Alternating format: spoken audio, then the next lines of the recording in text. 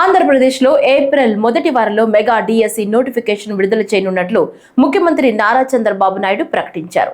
సచివాలయంలో 2 రోజుల పాటు జరగనున్న జిల్లా కలెక్టర్ల సమావేశంలో రాష్ట్ర మంత్రులు, ప్రభుత్వ ప్రధాన కార్యదర్శి, డీజీపీ, వివిధ శాఖల ప్రత్యేక ప్రధాన కార్యదర్శులు, ముఖ్య కార్యదర్శులు పాల్గొన్నారు.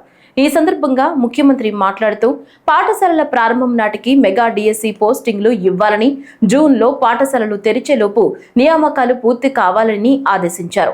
రాష్ట్రాన్ని పునర్నిర్మించే ప్రక్రియ చేపట్టామని, సంక్షేమం, అభివృద్ధి, సుపరిపాలన ప్రజలకు అందాలని తెలిపారు. వచ్చిన మొదటి సంతకం 16,347 ఉద్యోగాలు డిఎస్సి ద్వారా ఇస్తా ఉన్నాం. మెగా డిఎస్సి పెడతా ఉన్నాం.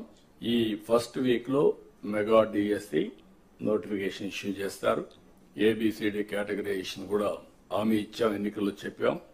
అది కూడా రిపోర్ట్ వచ్చింది, కేంద్రానికి పంపించాం, ఎస్సీ ఫైనాన్స్ కమిషన్ పంపించాం. ఆ రిపోర్ట్ వస్తానే అది కూడా యాక్ట్ చేసి ముందుకెళ్తాం. ఇక్కడ మీరు చేయాల్సిన పని ఈ ఉద్యోగాలన్నీ కూడా ఇచ్చిన తర్వాత డిఎస్సి, మెగా డిఎస్సి పర్ఫెక్ట్ గా కండక్ట్ చేయాలి.